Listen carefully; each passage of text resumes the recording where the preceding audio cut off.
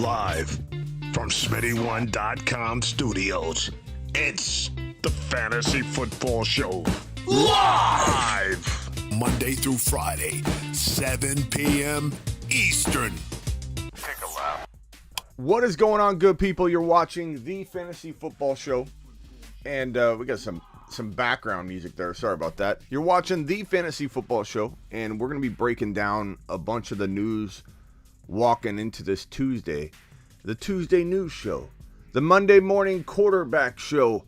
I've got you covered Monday through Friday. If you're new to the channel, you don't realize we go live Monday through Friday. You realize we go live in the morning when guys like Tom Brady drop their retirement news. Yes, we've already been live today. And if you want an extensive breakdown on this Tom Brady retirement and what I truly think, you can rewatch that show for a bunch more information on it. But of course, we're going to tackle it right here as well on the Tuesday News Show. Tom Brady retires. Like official, like Facebook official. Like this is Facebook official. He's doing it. The question is, what will it stick? I mean, here's my initial thinking on it. And Kenny, first in the building. Appreciate you, Kenny. Sanu, thank you for being second in the building. RGB. James is, the whole crew's here. Saklan, I think, was in here too. Tariq's in here. Blackbeard. Terry Roberts. Zapata. Game Bros. I appreciate everybody being here. Tom Brady didn't want to retire. It seemed like maybe he didn't want to say it, and he wasn't totally honest about it or something. I'm not sure, but Tom Brady basically said, I can't imagine retiring at the performance level that I'm playing at. Not word for word, but somewhere around those words. I can't imagine, and this was like right before, either the playoffs or right before that divisional game against the Rams. But he said it. They played the interview, I believe, during the game or at halftime. And so it felt like no matter how this game plays out against the Rams, which they lost, which Tom Brady almost marched this team back to win without Godwin, without AB, injured and hampered. Tom Brady almost single-handedly marches his team back like he does so well, like the GOAT knows how. This man is a GOAT. Okay, he deserves nothing but respect. No Tom Brady slander in the comments. Okay? No Tom Brady slander in the comments. Tom Brady is a GOAT. And it didn't sound like this man was retiring. So retirement gate potentially on the table, and that's what I'm tagging here. I'm hashtagging retirement gate everywhere because we don't really know. We don't really know. He says he's stepping away. I believe he's probably very serious. I believe his intentions are fully to step away. But I don't know. I don't know that I think it's going to hold. You know what I mean? Like that's kind of like, I'm not saying I'm even 50-50 on it, but I mean, this man did not want to retire weeks. Like it's kind of like hard to accept that one single game pushed him over the edge. So we'll see what happens. But for right now, he's gone. Would I drop him in Dynasty leagues or Superflex Dynasty leagues? Probably not yet. Probably not yet. I'm just saying, I probably wouldn't. I don't know how long I'd hold out. I don't know how long I'd hold on. I don't know if you can put him on IR in a retirement spot, in a pending retirement spot. I don't know. And it depends on your league size. But I'm getting a lot of should I drop Tom Brady? And the honest truth is, look, you can drop him. I mean, he's pretty much considered to be gone by the majority of everybody, but these things have a funny way of creeping back into the news, and Tom Brady's getting urged to go here or go there. His childhood dream is to play for the San Francisco 49ers. Can you imagine if he got a phone call from Shanahan and Shanahan said, "Hey, Tom, what if we orchestrate, a move to get you over here?" And Tom says, "I wanted to come last year, and you said that I was only marginally better than Jimmy G, bro." And then Shanahan says, "Yeah, sorry about that. We were wrong. We want you here, and we'd like to win a championship with you." Tom may say, "Hold on. Let me think about that for a couple days," and then we have this drama unfold. Like, that could happen. I'm not saying it's gonna. I'm not saying, hey, I'm predicting Tom Brady to come back. I'm not saying that. I'm just saying Tom Brady is, like, This has happened before. Let's not act like we can close the book. Like some people are saying, can we forego the 5-year wait for the Hall of Fame induction? Like, no, you can't, because this guy could be back in August. You don't know. Jordan came back. Lots of GOATs didn't want to step away. Okay?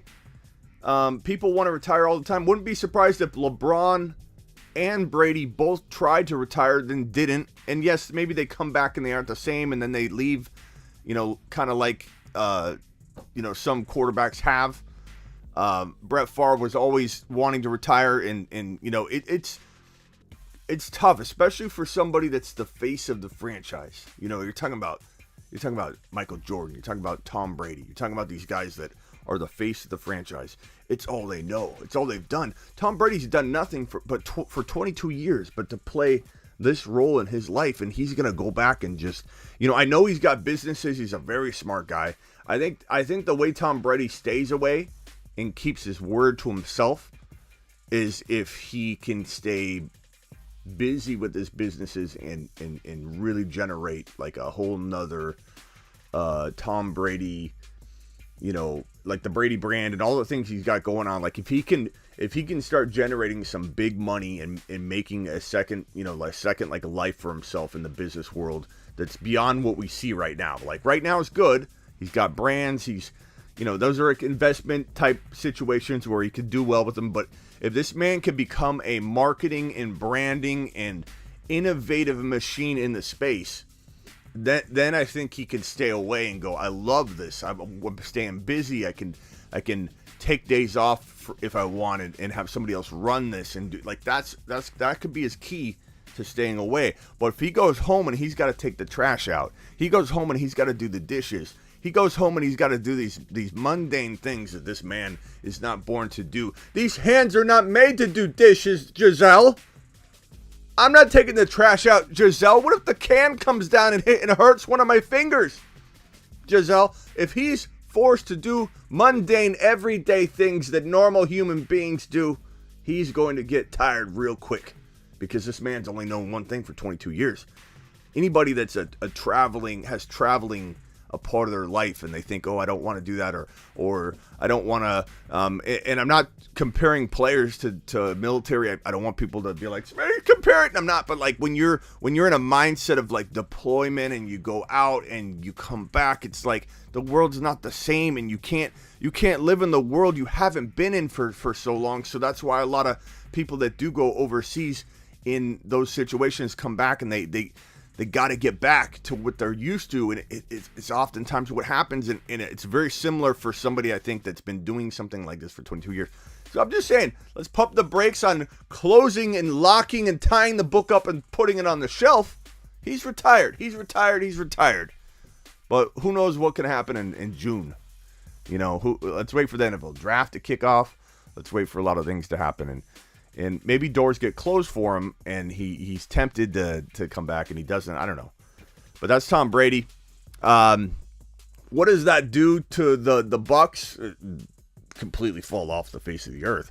I don't even know if they've got the money to really fix this problem anytime soon. And you're looking at like a total rebuild and cleaning house, and you're looking at a Bucks team that's not relevant. You're talking about the NFC just getting a whole lot lighter, just like that. Just like that. Tom Brady says, I'm leaving. NFC just gets a lot lighter. AFC says, bro, we've got the top 4, maybe soon to be the top 5 quarterbacks in the NFL if Aaron Rodgers is traded to Denver or traded out of the NFC and into the AFC. We might be looking at Mr. Aaron Rodgers joining the foursome that is Josh Allen, Patrick Mahomes, Joey Burrow, and Justin Higgity Herbert. These are your top 4 quarterbacks in the NFL right now. The young Bucks, the future generation that Thomas Brady talks about and says that I'm stepping aside and letting the new generation of quarterback take over. That is Josh Allen. That is Mahomes. That is Joey Burrow. That is Justin Higgity Herbert. And it also includes Trey Lance. It also includes, still hanging on to it, Kyler Murray. Whether you like him or not, whether he failed you or not, he still is a baller. He wishes he was a little bit taller, but he's still going to bring a lot of heat in this NFC West because the dude is going to get Hopkins back. And that was the key to Kyler's production in 2022. So when people say Kyler's dropped off and they just blindly say it like they don't know what the cause is. What's the causality of the situation? What is going on with Kyler Murray that's making Kyler Murray drop off? I'm tired of everybody saying that Kyler Murray doesn't have it anymore, or Kyler Murray is a big risk. Kyler Murray this, Kyler Murray that. I'm not going near Kyler Murray. That would be crazy to invest in Kyler Murray. He disappointed me. I'm not going near him. Well, I'll tell you what. I'll tell you one thing. Kyler Murray is still dangerous every single time he touches the football. He can run for 100 yards and a touchdown. He can run for 2 scores and 60 yards in a bad situation, in a bad game. He can't run and have that kind of success when you take his best player off the board. When Hopkins is off the board, how do you expect Kyler to do well? When you take Adams off the board, nobody expects the world from Aaron Rodgers. When you take a player like Debo off the board, people will expect the Niners to crumble because he's the heart and soul of the team. And that's not a knock against the 49ers. It's just plain facts about this situation. So I want to hear a lot less chatter about. I mean, you can do what you want, you can say what you want, obviously. But my hope is that I can change some minds in 2022 when people start avoiding this man named Kyler Murray and start thinking about the causality of the situation and what's really been going on and why he tanked, why the Cardinals fell apart, why Kyler Murray's been dismantled, essentially. Been dismantled because the dude doesn't have his main weapon that makes him dangerous and able to throw the football down the field. So that's kind of my rant on Kyler Murray.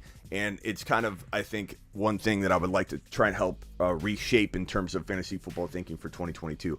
This guy shouldn't be drafted at 3rd quarterback value. He should be drafted as like the 5th or 6th or 7th quarterback taken. But because the doubt is so strong with this one, the force is strong in a negative way, you can get him as a steal. And that's my rant on Kyler Murray. Now, I suppose I'll rant again.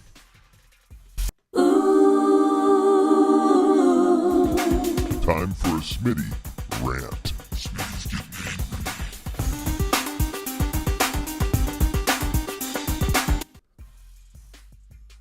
And yes, to answer some of the Mike White, I don't know if they're jokes in the chat, because you know how much I like Michael White, this New York Jet gem that's sitting on the bench who didn't get a full shot or opportunity like other quarterbacks that are new and fresh to their lineup. Mike White, I believe if a team is smart, we're not on coaches, we're on Jimmy G. Let me fix that real quick. We are looking at a situation where a team would be very, very smart, very, very smart to go after Mike White.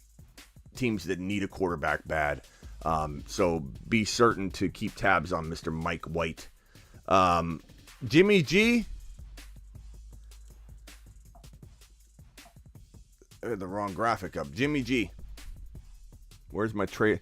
Where everything's missing. Everything's missing on this. Lance. I'm sorry, Lance. Let's talk about Lance and Jimmy G. So, according to this report, Jimmy Garoppolo said he expects his future with the organization to clear up in the next couple days. If you watch the press conference where he said, "Thank you, everybody. We had a great run. I appreciate everybody's support." You know, in so many words like, "See you later." He said something like, "Bye." You know, it was like a hug. It was a virtual hug. He's gone, okay? It very, very much has sounded like the conversations have been had with him already because he basically said bye. And if you know anything about body language, and your boy Smitty does have a degree in psychology, so I am allowed to dabble in the world of psychology in fantasy football and NFL, and I dabble, let me tell you.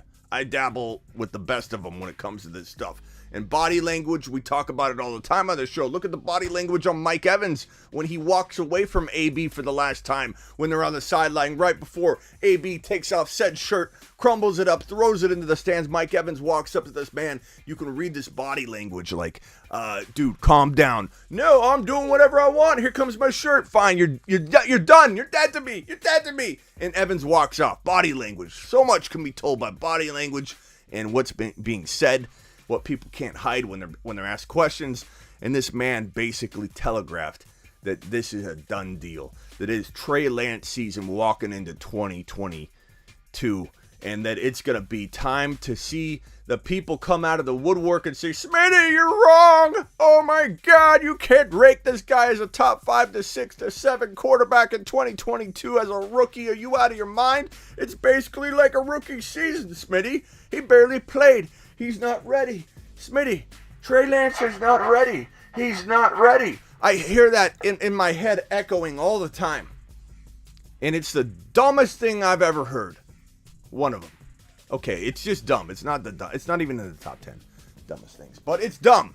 It's dumb to suggest someone's not ready when you haven't even seen them play that much. And when they have played, they've looked really good for a rookie. The things people do and how people evaluate situations like this. Lance is top 6, Jimmy bottom 6. It's exactly right, Kenny. And I might as well just close the show down right now because that tells the story. Lance has done a lot with a little. Lance is a different quarterback than Jimmy G. It's frustrating for me to have to explain this to people sometimes, but you're taking a Jimmy G-led attack that is very different from the blocking schemes.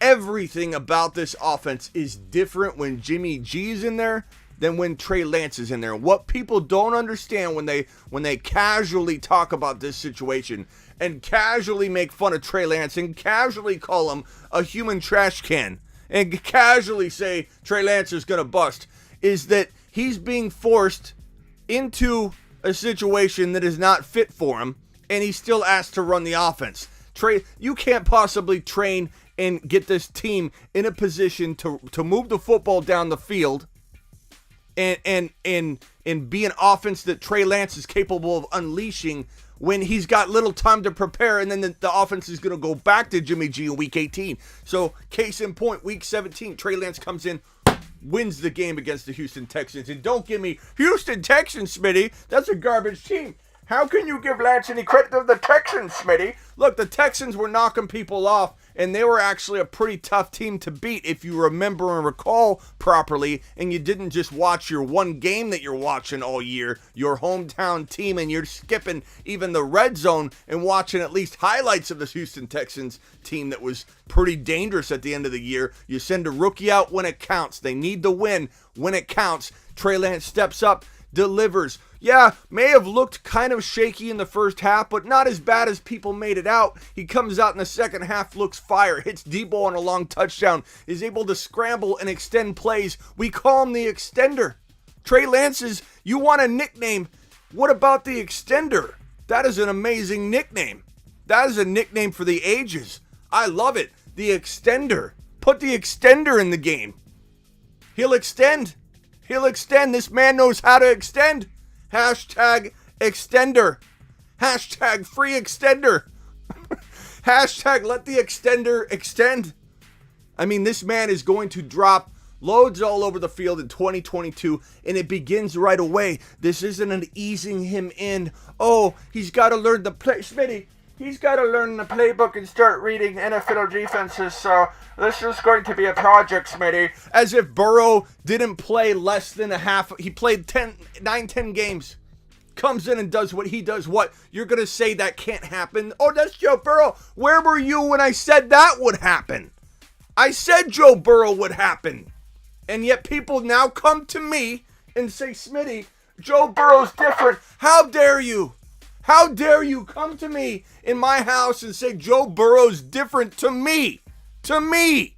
Out of all people, to me.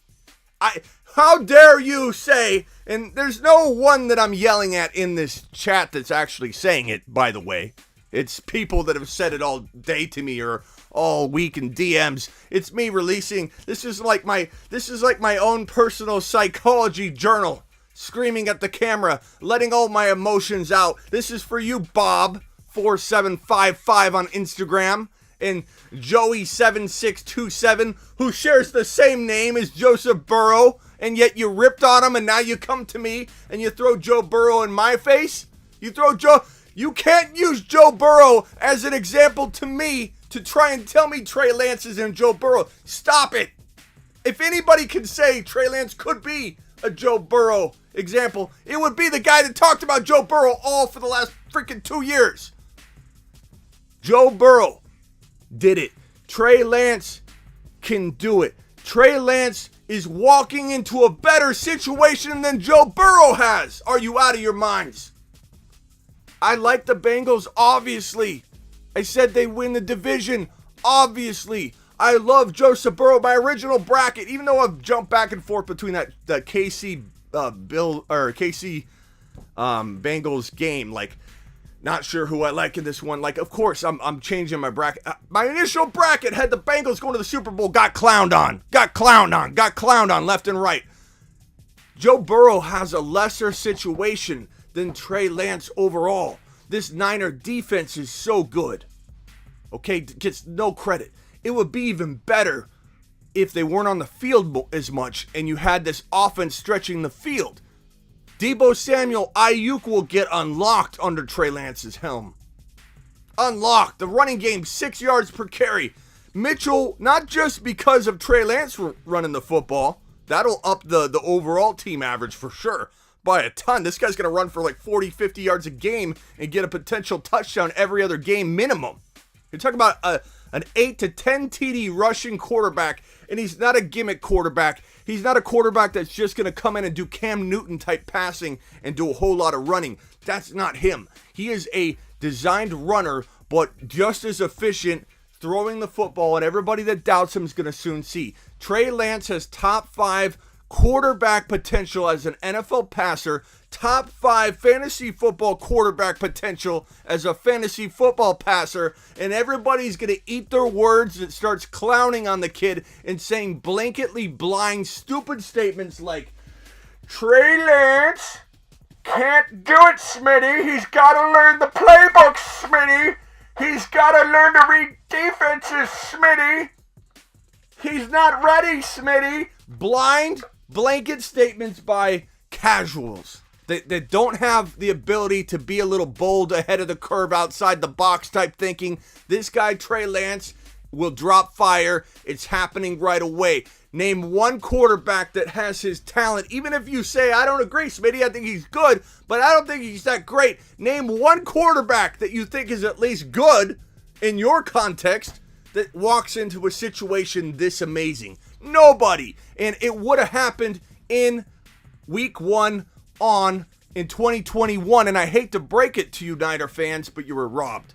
You were robbed because if this man was prepared, if he was sent, like even from week 17, he wins week 17, you put him in again in week 18, he wins a big game there because he just won a big game in week 17. Walks into the playoffs, you beat the Cowboys who can't contend with this mobile machine right here that knows how to extend plays. Hashtag extender. Hashtag extender. Put it out there. Put it out there. This man would have been prepared. This man would have been ready. This man would have been marching you into the Super Bowl game. Maybe you wouldn't have won it. Maybe not. I don't know the answers to that. But I do know you didn't win with Jimmy G. And we knew that was going to happen. He had safety nets everywhere. Everywhere. The Packer game. Safety. He didn't do it. He didn't do it. Safety net, special teams. Week before, defense. Safety nets everywhere. This guy almost got bailed out by Tart, who dropped that INT. And the game would have been over. And you know what people would have said if Tart would have caught that interception and sealed the deal? Smitty, Jimmy's a winner. He just keeps winning, Smitty. Blindly, without knowing that Jimmy G was once again carried. His deficiencies get masked. You just mask it over and over, and people just keep accepting that Jimmy G knows how to do it. He doesn't. He doesn't. This guy's a bottom, as, who was it? Kenny said, bottom 6 quarterback in the NFL no matter where he goes. I'm sorry. He is. He's been held up by this Niner team. Everybody trying to give Jimmy G credit for what Jimmy G's done. It's been the Niners. It's been handholding. He's been standing next to 7-foot-tall people, and he looks 7 foot tall. But it's like at a club, you turn the lights on, bro. Everything looks different. Jimmy G looks different when you turn the nightlife club lights on at the club, bro. You know? It's like, whoa! That's what Jimmy G looks like without these 7-foot monster, amazing playmakers on the defense, on the offense, running the football. Jimmy G doesn't look the same when the lights are on. Okay? And people are going to realize that when he goes to Houston. Let's hope he goes to Houston. The reason I say Houston is because I want him where he can't damage a fantasy football wide receiver. I don't want him going to Washington, and then you have, I guess it's better than no quarterback right now, but I don't want him going there because I want Wilson to land in Washington. I want Aaron Rodgers to surprise and land in Washington. I want Terry McLaurin to get a top 5 to 6 to 7 quarterback, top 8 quarterback. I mean, maybe Watson clears up a situation and he goes to Washington. I don't know. We need McLaurin to get a quarterback because McLaurin is a sleeping giant wide receiver that's in the 6 to 10 range for fantasy football, but he can't be utilized. He's not unlocked. He's completely handcuffed. You have Terry McLaurin running down the field with handcuffs, and everybody thinks that those handcuffs aren't on. They think Terry McLaurin's not a good wide receiver. They think Terry McLaurin's garbage. They think he's a trash can because he hasn't done anything with a rotation of quarterbacks that no wide receiver at his level is facing constantly, week in and week out. Terry McLaurin needs better. Give Jimmy G to the Texans. Send him somewhere else. I don't want him touching my wide receiver breakout candidates or bounce back candidates. No, thank you. No, thank you. Yes, we want to see Aaron Rodgers in Pittsburgh. Who doesn't? Hayes, we want it. We want it now. We want him in Denver so that Javonte can go to the moon, who's already on a shuttle headed there, but he'd arrive immediately. His shuttle would take a light speed track to the moon the moment Aaron Rodgers news breaks. And you won't touch Javonte. We've done mock drafts right now on Javonte. Guess where Javonte's going? Top of the second round. Middle of the second round. Why? I don't know. Because people don't know what's going on yet. Best ball time. Use that to your advantage in best ball, because I promise you, the moment a signal caller lands in Denver, and Denver and Pittsburgh are the best 2 job openings in the NFL for a quarterback, so they are very likely, both of them, to fill the need finally. The Broncos finally getting a passer and not doing this makeshift process every single year. Oh, maybe it's Locke. It's not Locke. We knew it wasn't Locke. I told you it wasn't Locke. Locke was garbage, and everybody thought this was a top 5 to 10 quarterback. It's not. Denver's finally going to get a quarterback, and if they do, Javonte to the moon. You won't draft him at number 12, 13, 14 in a best ball draft anymore. You won't draft him at 12 or 13 or 14 in an early mock draft or an early dynasty startup. Dynasty, he does go higher. Dynasty leaguers do have the patience to say, I'm drafting him at 8, at 7, at 9, because I know that he's eventually going to break out. But he's not going 4, he's not going 3, and that's where he would go if A-Rod lands in Denver. 3 or 4 overall, Javonte, lock it in for the rest of the remainder of that offseason from that point on, because that's where the dude's going to be. Trey Lance season begins now. Jimmy G, gone. Trey Lance begins now. Trey Lance dropping top 5 to 10 quarterback numbers. We'll call it top 5 to 7. Let's just lock it in. 5 to 7 fantasy football quarterback numbers. This dude is going to take over. And guess what? With Brady out, NFC lightweight, Aaron Rodgers retiring, in my view, or gone to the AFC. He's going either to Pittsburgh or to Denver or to probably an AFC team, because that is what the Packers will want. The Packers don't want to face a guy that they're trading away that's going to own them and make them look like fools. He's going to be traded probably into the AFC. You take Brady out, you take Aaron Rodgers out, you maybe even take Russell Wilson out of the NFC. And what are you left with? Dak, Stafford, who's a good quarterback. Let's not call Stafford great. Let's call him very good. You have Stafford, You have Dak Prescott. You've got Trey and Kyler. In the AFC, you're going to have Aaron Rodgers going backwards, Herbert, Burrow, Mahomes, and Josh Allen. It's unbelievable. It's unbelievable. So this NFC is going to get worked over by, if healthy, the Cardinals and also the Niners. And what's amazing about that's both teams are in the NFC West. Both teams are in the NFC West. It is absolutely crazy. It is absolutely crazy that you have in the NFC West, you have literally San Francisco, AZ, you have Seattle as well. Let's not forget Seattle, but then you also have the St. Louis. Look how old I am. You have the LA Rams. You have potentially the Super Bowl champs. You have a team that with Trey Lance could be the Super Bowl champs. They really could be that good. And you have a team that was the best team in the NFL for 8 straight games in the Arizona Cardinals. So let's not twist up how good the Cardinals can be if healthy. This is insane. Insane that potentially the 3 best teams in the NFC are in the same division. And Seattle still got upside, but they're clearly not there yet. The 3 best teams in the NFC, and I know some Cowboy fans might be upset in here, but they're in the NFC. What a tough division. I love when people say the Cardinals division, the NFC West, is not the toughest division in football, because it 100% is the toughest division in football. And this is how I feel that Trey Lance will run the NFC. That Kyler Murray at times will help him run it, but it's Trey Lance's kingdom. Trey Lance is the king of the NFC. And a lot of people are going to clown on me for it.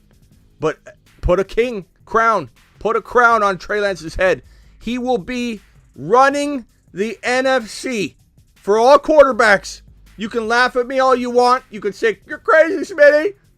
You can talk about Aaron Rodgers when I don't think Aaron Rodgers will be here. Not to mention, it's one more year maybe.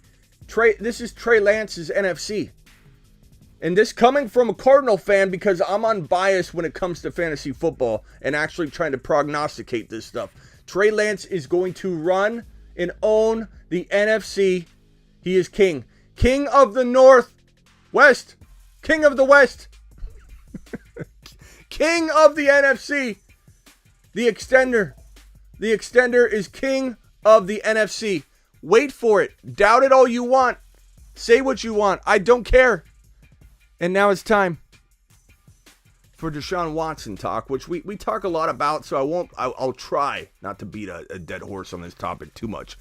But Watson, look, he is so far away from being on a field starting for a team in 2022. There's some deposition stuff that's happening this month, so we should know more. Things could quickly go in a good direction or a bad direction. I'm telling you that up front right now with the deposition stuff going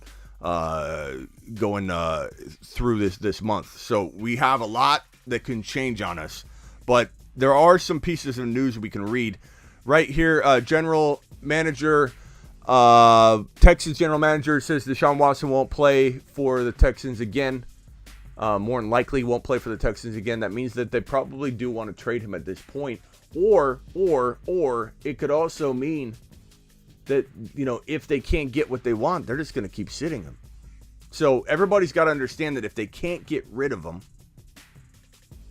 given that they benched him last year when they technically didn't have to, it was their decision to do it, there's a good, strong chance that if they don't trade him and get what they want, which is completely possible, because think about it, stop trying to think with your will and desire to see this man in a uniform to score fantasy points, and start putting on a logical cap for a second and say, if you're an NFL team, and I know people will say this, and it's hilarious because it's not what I'm arguing and it doesn't even matter.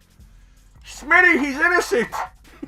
Like, even if he is, and I'm not saying he is or isn't, okay? Because it's some crazy allegations, but there are 20 of them. And if you read over the affidavits and all the discovery, and you don't just blindly talk out your rear end and go, "It's innocent until proven guilty." Yes, he's innocent until proven guilty in the real world, but inside the NFL is different. The NFL doesn't work like the real world, Bob. The NFL is different. You got to accept that. Whether it's right or wrong, the NFL is its own microcosm, its own little planet, and it doesn't matter what you think, Bill or Bob or me. It doesn't matter what I think, Smitty. And so you got a guy that could have played but didn't play. Could have played but didn't play. The Texans sat him. Now, was there some kind of underhanded, force job on the Texans by Goodell? Because people seem to think that the NFL doesn't have its corruption points in the NFL. Like, they have their situations, bro. They have their who's to say that Goodell didn't say, "You better bench him or we'll do this and this and this and this," you know what I mean? And the Texans are like, "Look, I'm already mad at him anyway. This owner does not like Deshaun Watson. He's out." Okay, we're gonna bench him. We bench him. We did the NFL's job for them because the exempt list no longer allows you to place a player on the exempt list for a civil situation. But what people don't understand is that there's a criminal aspect to this still brewing. And so when people run their mouth, again, more casuals that don't know the situation, because we talk about it in detail. We talk about it a lot. Hold on. Javier wants me to slow my roll on Trey Lance. Let's read this comment. Dude. Hold on. Dude, slow your roll on Trey.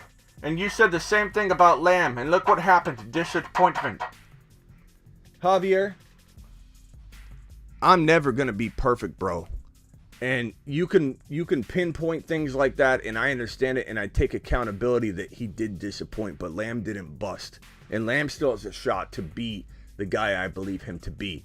And just because Lamb had a little bit of a disappointing season doesn't relate to Trey Lance, Javier. And I'm telling you right now, you can sit back and watch this happen, or you can be a part of it, bro, at a very low value. And that's the thing here. Am I asking you, Javier, or Bob, or anybody to invest in Trey Lance at top 5 value? No, I'm not. No, I'm not. I'm not.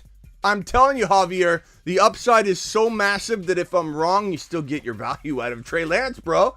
Like, no one's taking him at 5 overall in a fantasy football draft. No one. I'm telling you, he's going to play that way. And if I'm wrong, who cares? Because you didn't invest top 5 quarterback value, Javier. Sit back, get your popcorn ready. I still appreciate you, bro fist. Let's move on. And we're going to have a lot of people that doubt it, and that's fine. Look, Javier, I'm going to have breakage, okay? In business, look at Pablo Escobar. Look at people that have done these things in massive amounts at scale. You have breakage. I'm going to have breakage. I'm going to have people that break off and don't want to follow the advice, and that's fine. I'm considering Javier breakage at this point. Javier, I hope you come back someday and you're back under the show command, but it's fine. I don't mind. It's going to happen. Breakage happens, okay? People will float out away. They might have a rope, and they might pull themselves back in. I don't know. Javier, I'm rooting for you, pal. We want you back on the team, but it's okay. Float away for now. Stay tuned. Bro fist, I still appreciate you. I still appreciate your comment and your stance, but don't use Lamb against Trey Lance. They have nothing to do with each other. And if you're saying, well, you missed on it, Smitty, you missed on one thing that I'm calling out, I can't help you there. I'm going to miss on stuff, bro. There's injuries. There's Dak underperforming. Lamb is a great value. Lamb's going to be on my bold predictions and bounce back breakout list this year because the man still had 80 receptions, 1,100 yards, and 6 touchdowns. He didn't bust. He disappointed because he kept looking for the football and Dak wasn't throwing it. How many times did you see Lamb looking back at Dak like, what is going on? It's fourth down now. It was 3rd and 11. And Lamb runs his route, turns around, the ball sails over his head, and he looks over at Dak. And you know for a fact it's not Dak. It's not Lamb's fault. It's Dak's. You can look at the reactions of both of them. And Dak's like, I thought you were good. Lamb's like, I ran the route, bro. I ran the route. What's wrong with you? What's wrong with you? Dak's got some major issues. And Javier, that could spill over and create another disappointing year for Lamb. I agree it's a possibility, but guess what? It is baked in, boys. It is baked in, boys. It is baked in, boys. The value's baked in. The risk is baked in. The upside's baked in. Everything's baked in when it comes to Lamb for 2022. So don't go far, Javier. Don't go far. Don't go far at all. As for Watson, I don't know where I exactly was at. I got sidetracked by Javier. Javier, it's okay, Brofist. I still appreciate you. I think people think the casuals, they come out of the woodwork and say, Smitty, you were wrong about Lamb. You're going to be wrong about Watson. You were wrong about Lamb. You're going to be wrong about the weather. Smitty, you were wrong about Lamb. I never trusting you again. But I'm going to keep watching to see what happens next. Watson could very well see a criminal investigation open up because casuals talk about it as if, well, there's no criminal investigation that's going to happen, Smitty, because nothing happened yet. Where did you hear that, Bob? Where'd you read that? What tweet did you read that made you think that a criminal investigation is a closed door, a closed avenue for this situation? Because a criminal investigation is actually hovering over Deshaun Watson. A criminal investigation is about to loom if the civil side of this doesn't settle. Watson is looking at potentially the criminal side lurking around the corner and popping back up because all of the legs of the criminal investigation stand on the civil claims. If the civil claims are wiped out through settlements, through 20 plus settlements, then there is no evidence for the criminal side and the case dissolves right before your very eyes. One option for Deshaun Watson. He settles all 20 cases. This thing is done. It's over. Get him back on the field. He's playing football, bro. And everybody's clapping and excited. We got Deshaun Watson back. If the civil side doesn't go away, the criminal side's going to move forward at some point, bro. And that's when Goodell can grab him like I'm grabbing this vitamin water and set him immediately on the exempt list and say, I'll come back when I want, lock it, throw the key away. I can do whatever I want as long as I want now. He's on a criminal investigation was opened up. Everyone thinks because there's no criminal investigation now, it's not coming. It can. It may not, but it can. And also, what team, while this is looming, you expect this to get resolved before August? It probably won't. This is a very long and lengthy process. What team is going to surrender 2 or 3 first rounders, even if we dumb it down to 2 first rounders in a couple seconds? What team's going to do that when you don't know if the piece you're trading for will even be on the board to use in 2022 and beyond, or even beyond? Let's say he could get through 1 year, delays, guarantees. Let's say a judge came out and said, I guarantee you 100%. I don't know why I would do that, but let's just pretend in fairy tale land, I'm guaranteeing you that Watson's situation can get delayed for 1 year and we'll talk about it next year. Even if you had that 100% fairy tale guarantee by a judge that it was going to go away for a year, no team is still giving up 2 or 3 first rounders if it's looming for the next year. So this whole maybe it gets delayed isn't going to motivate enough teams to be like, let's give up our future for a guy that may be taken off the board. He may be taken off the board. So everybody needs to temper expectations. Is there a chance this man returns to football in 2022? Yes. Yeah, it is. And I know Tyler, the league, let's see what Tyler's saying here. He's coming back this year. That's a nice prediction, Tyler. Where's your evidence? I appreciate the prediction. I'm making predictions. You're making predictions. It's a free country. You can make as many as you want, and I appreciate them. But I do want to know, what is your thinking behind it? What makes you feel like he is coming back? The league needs Deshaun Watson. The league apparently doesn't want Deshaun Watson right now with what's looming over his head, bro. The league wants nothing to do with Deshaun Watson. If it was up to Goodell and he didn't have the commissioner exempt roadblock of being able to put somebody on with a civil only situation going on, he would put him on the exempt list. Roger Goodell doesn't want him in the league, bro. Roger Goodell doesn't want this for his advertisers and his sponsors who are not really excited about this situation, bro. because his own sponsors dropped him already. Right or wrong, again, I'm not saying Watson's guilty or innocent. I'm not going to say he's innocent either. I'm not going to say he's guilty. I'm not going to say he's innocent. There's a lot of these. There's 20 plus claims against him, bro. That is not a small amount. And it's hard, and I know that there's a lot of, this attorney's out to get him, the owner's out to get him. I get it, and that's why I leave an open-minded, final stance. I'm not going to assume he's guilty, but I'm not going to assume he's innocent either, because there are people on the other side of this, potential victims. I'm not saying it's true, but if it is true, there are potential victims, and everybody needs to look at both sides of this and say, look, until it plays out, we don't really know, but should he be hampered in between? I agree. I don't think until he's proven guilty that he should be impeded upon in terms of him playing his career. He's got a very short window of time to do what he does, to make his money, to do it. So I agree. The NFL is too harsh on these situations. The NFL does not give a player the benefit of the doubt. I'm not here to try and change the NFL because I can't. I'm telling you the NFL is wrong.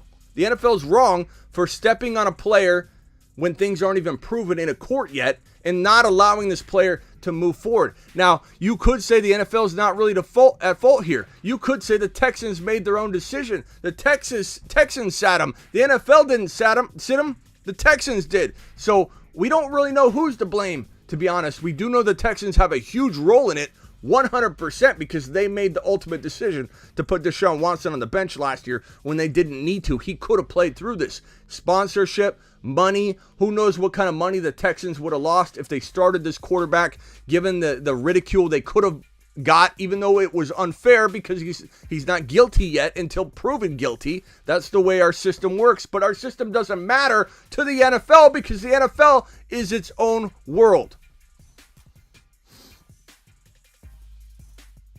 Tyler says he wasn't suspended one game this year. The league should have did something this year. He could have played 17 games. Tyler, this is known, and I agree with you, but it doesn't matter because the NFL and this team will do what they want. So all I'm saying, Tyler, is your stance, and I appreciate it, Tyler. I appreciate you, but your stance is he will play. He will play when the odds are probably not, but hopefully things turn around in a positive and productive way that means that this thing is all false. Because if this thing is not false, if all of this is true, that means there are victims involved, and that's worse than anything. And I don't want there to be victims involved. I want there to be, if there's a scenario to play out, we want all the claims to be false, and that sucks for Watson because it ruined his life for practically 2 years, and that's horrible. But we want him to be false because then there aren't victims involved. That's the lesser of the two evils here. And unfortunately, what we want does not matter. The NFL and teams will do what they want. As for the coaching situations, and I don't know why I got Jimmy G highlighted here on this. I got to fix that real quickly and put this highlighted here. There we go. Coaching moves. This is the last segment here. We're running out of time. We got 5 minutes left. Make sure you follow if you're new. Subscribe. Hit the subscribe button. Smash it. Smash it. Smash it like a kid. The kids are doing it. Smash the like button. Smash the subscribe button. Let's roll. Let's roll in 2022 like the beasts of fantasy football consumers that we are. Coaches on the move. NFL Network reporting that Jim Harbaugh is a finalist for the Vikings head coaching job. Now, this is a pretty good move. Harbaugh was 44-19 in 4 seasons with the Niners, and the Niners love Harbaugh. They talk about Harbaugh all the time. Whenever we talk about hot seat and Shanahan, Harbaugh always gets brought up as well. We could bring Harbaugh back to Ninerville, and Harbaugh could be good for the situation. The Vikings, I don't think have the quarterback play to win a Super Bowl, but they certainly have the quarterback play mixed with Jefferson, mixed with Cook, mixed with everything that they got going on there. They definitely have the ability to be a playoff team, but I'm not going to sit here and say that they can win any kind of Super Bowl or even make it to a conference championship. I just don't think they're going to with Harbaugh or without Harbaugh. But from a fantasy football perspective, it is good to see Harbaugh as a finalist, and the word is he's probably going to be the guy. So that's good news. In other news, former Dolphins coach Brian Flores sued the NFL and the Giants for alleged racism in hiring Flores' suit includes text from Patriots coach Bill Belichick that said congratulating him on getting the Giants job, mistakenly believing that the text was going to Brian Daboll. I don't look.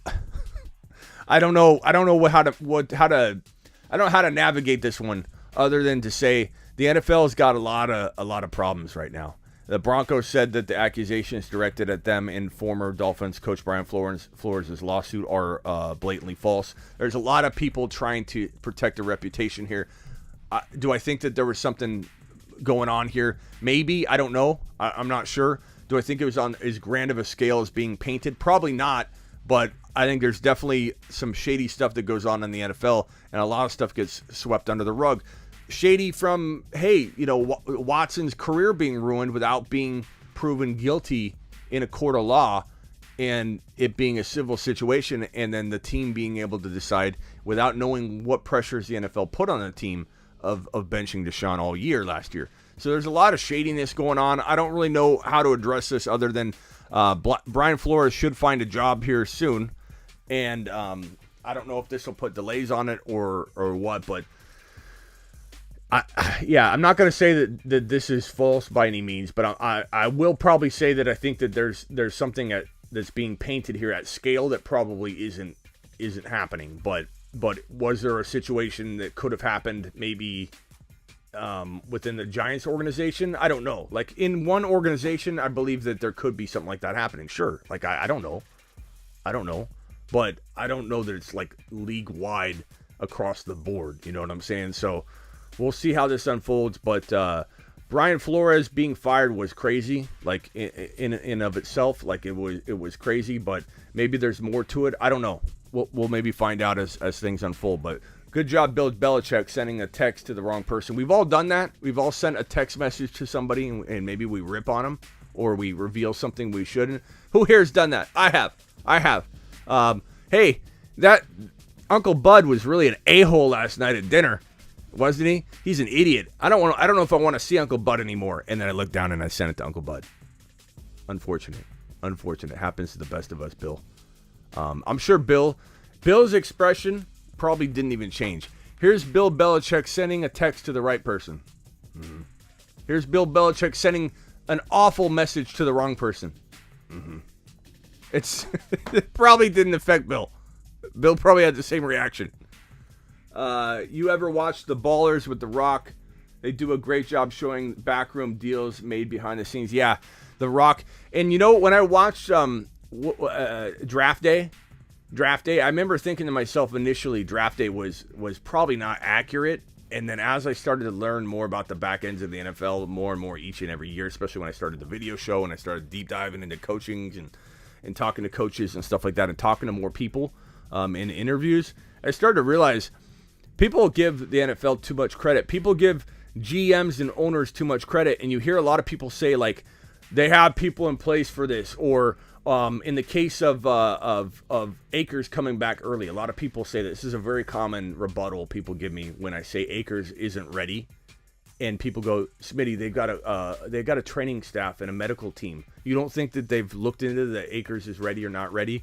It's like there's so much BS that goes on behind the scenes, and political within the organization pressures and so many unknowns and so many reckless player behaviors off the field and outside of the control of medical teams like Mike Thomas, thinking Mike Thomas got his surgery last year. Don't give me that the medical staff knows exactly what's going on or that medical staffs do the right thing, like puncture lungs when they're trying to inject somebody and they ruin somebody's career, which entered in Herbert's career, but trainers make mistakes all the time. Medical teams make mistakes all the time. They're human beings and they get pressured, and there's all kinds of corruption going on everywhere in the world, bro. So when people say like Akers wouldn't be on the field if the medical team disagreed with you, Smitty, like give me a break. These medical, everybody, they're all susceptible to who's above them, and there's pressures coming down everywhere. And if anybody thinks Akers wasn't warned or this wasn't talked about, like I don't like him going out and playing 6 months recovered from an Achilles tear. Let's not do this. If anybody thinks that conversation didn't happen, they're crazy. The NFL is definitely different than I think people think behind the scenes. There's a lot of political pressures. Let's see here. I think we're done for the day. That should do it. Your man Smitty appreciates you being here. Hit subscribe. And as always, we have 35 people left. 50 kind of pops back and forth between all the different platforms too. If you're on Twitter, appreciate you. If you're on YouTube, the 30 or 40 of you on YouTube right now still in here, I appreciate you. And everybody else on LinkedIn, we're on LinkedIn too. Appreciate you. And Twitter, on Tweeterville, thank you for watching. Subscribe if you're new. Like down below. And comment, because I should have at least 40 to 50 comments when this video ends, and I will respond to everyone. Oh, we didn't get to voicemails today. We got to get to voicemails real quickly. We'll get to some of them. Guys, if I didn't play your voicemail, I will play it tomorrow. Hey, Smitty, I know he's a big name, but I don't think I hear people talk about his inconsistency. It's going to be Tyreek Hill. Where do you have him landing, and how do you feel about him? For me, it's either he drops like a 30-point game or he drops a 4-point game. That's just. Oh, this is an old one. I'm sorry about that. Hey, what's going on, Smitty? Hope all is going well. It's Tariq here. Tariq! What's the Bucs 2022 outlook going to be with the official retirement of the GOAT Tom Brady today? How's Leonard Fournette, Chris Godwin, and Mike Evans' fantasy value going to look like for going to 2022? Thanks so much. Tanking, Tariq. Tanking.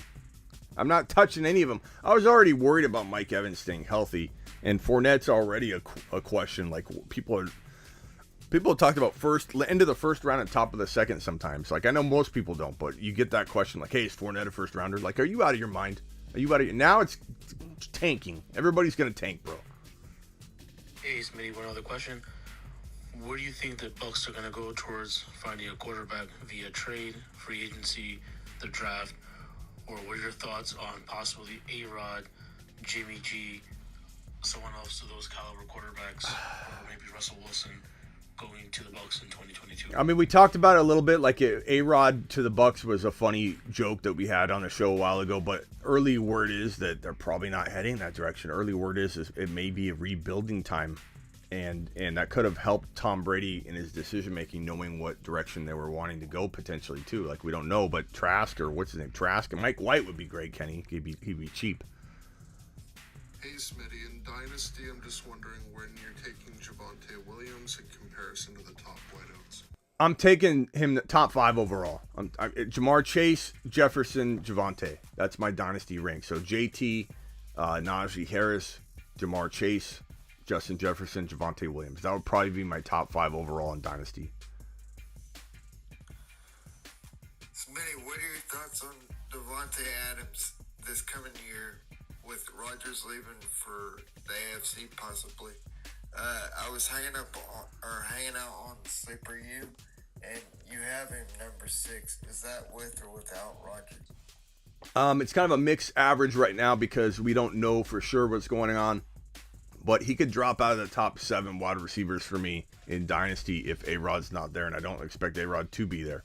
So definitely a bad situation for Adams if he gets tagged. Now, Adams could not get tagged. Maybe the Packers say, hey, we're trading A-Rod and we're going to save our money and use the money differently and not tag Adams. Because if they can't win now, they might not worry about tagging Adams, or there could be some kind of potential trade, I suppose. But it feels like total rebuild mode, and I don't know that Adams would be a part of a rebuild either if A-Rod's not a part of it. So it's possible he doesn't get tagged. It is very, very possible. A-Rod and Adams can be together wherever they go. That could be a situation too. But if Adams, so that's why I have Adams not outside the top 7 or whatever. I have him lingering right around that uncomfortable zone that Adams doesn't feel like he belongs because he's so good. But if Adams isn't tagged, which is still a possibility, Adams' value could still be top 3 or 4 or 5 overall for wide receivers. He could still be a top 8 overall pick, but he also could get tagged and be very devalued. So it's kind of like a mixed bag right now. I'm kind of like an average going because I don't want to degrade his value too much because he could maybe walk, or I don't want to put him too high because he could get tagged. Hey Smitty, I'm trying to acquire Lance in my Dynasty League. A pretty bleak quarterback. What kind of package should I put together to acquire him? I don't want to pay too much, but I also kind of want to make sure I get him before someone else does. A couple players I have that I don't know if they're worth packaging for him, but Diggs, Tyreek Hill, Ramondre Stevenson, Damian Harris, Jacoby Myers, and also like how much draft capital would he be worth? A first rounder this year or a first rounder next year? 2 first rounders? Just trying to get an idea how to go into this. Thanks, man. Appreciate you. Honestly, I think we talked about this in a text message on the text line, and I think I said do a trade, and I don't know if you did it and it got pulled. I think I remember.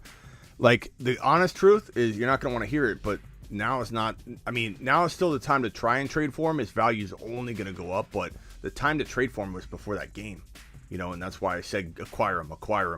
Go get Trey Lance while people think maybe Jimmy G's going to start 2022.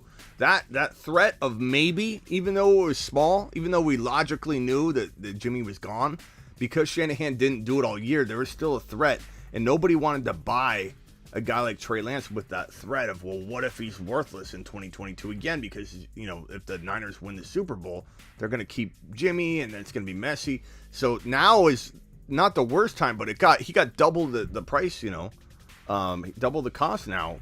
So like it's tough. Waiting for him was not probably the move, but I don't think you're giving up like a Tyreek. You can't do that. You gotta almost like. Let's take this offline and talk on the text line, because I know you're on the text line. This man is on the text line. Go to sleeperu.com and order a lifetime membership and get 2 years of text advice on the top level plan. Sleeperu.com. Sleeperu like a university. Sleeperu.com. But this is too long to go through all that, but it's a great question, and I like that you asked it. But in general, Trey Lance, he got a whole lot more expensive. And if you own him, think about it from this perspective, bro. You own Trey Lance, you've been waiting, and you've been weathering through it, and you've been disappointed all year. Like, if you're a Trey Lance owner, you thought you were going to use him this year. You didn't. You're disappointed as all heck, man. You're like, I'm upset. I'm frustrated. You just found out Jimmy G's probably gone, and now Trey Lance is going to get his shot. Like, if you own Trey Lance, you're probably not trading him at this point. It's just going to be harder to get him. Even if you overpay, people probably are like, no. Like, I know why you're inquiring about Trey Lance now. It's because his Trey Lance season about to rip off. So it's going to be hard, but we'll talk about it. We'll try and get you a trade worked out. Hey, Smitty, what's your thoughts on Keenan Allen with Mike Williams possibly leaving, going into free agency? I don't know if it changes too much. I mean, like, Mike Williams had a good start, but then he struggled all year. So it's not like he held back. If anything, you don't like to see potential weapons removed from a situation, because now people can key on Keenan Allen. He is getting older. Who knows how many elite years he has left? It could be no more. It could be Josh. What's his name? Josh, the rookie, Palmer, Josh Palmer could rise up and become a stud. Guyton. I like Guyton a lot, but he's probably not an elite guy, but he's good. Keenan Allen probably has one more good year left, and then we start taking it year by year. But I like Mike Williams a lot. I think Mike Williams is a good player. He's very inconsistent. He's hard to trust. I think he lands in a good spot. But the Chargers would be smart to bring in a big name. Like we saw the Devontae Adams talking here in the chat. Like, Devontae Adams would be a great fit. Like, you give Herbert a weapon like that. I would lose it. But the Chargers need to do it. The thing about the Chargers is they fell very short, very disappointing finish to the year. Here they were in a position to maybe be the division winner. Some were saying, in midseason division winner potential. KC was crumbling at one point during the season, where it's like KC was looking bad. People were ripping on Mahomes. And the Chargers were thought to rise up, right? Disappointment. Didn't make the playoffs. They've got to make a move. They know that. They're going to be aggressive, in my opinion, at the wide receiver position to give Herbert the weapons he needs to be Burrow. Everyone's watching quarterbacks right now. You've got Burrow. You've got Josh Allen. You've got Trey Lance about to run. You got a quarterback focus right now in the NFL. Quarterbacks win championships, not defenses, in people's minds right this very second. Okay? And you're thinking to yourself, we've got one of those guys. We got a top 4 guy in Herbert. Let's get him a weapon. If I'm the Chargers, that's what I'm thinking. Now, are they going to screw the pooch and not do it? Maybe. But if they're smart, they will get a huge weapon. They won't bring in a potentially washed out Allen Robinson. They'll make a big impact trade. They'll try and get Adams on roster. They'll try and do something impactful that will not be a Mike Williams replacement, but be a massively good addition, like a beast mode move is what they need to do. Okay, guys, if you want to be a part of that text line, I've got a text line where people have quick access to me. They ask me questions, and I go through them. Please ask me a question, or please send me a text, a message on IG and say text line as the first words, and I will put you in the text line. We're gonna have like 30 people in this group to where you can ask me question after question like that, and we can roll through it. Not that I won't get to other people's DM questions on Instagram, but it makes it a little easier to flow through them. Appreciate all of you. Comment below. I want to see at least 50 comments when I'm done, and hit finish here, because I'll answer every one of them if you ask within the next 12 to 24 hours. Appreciate you all. Later.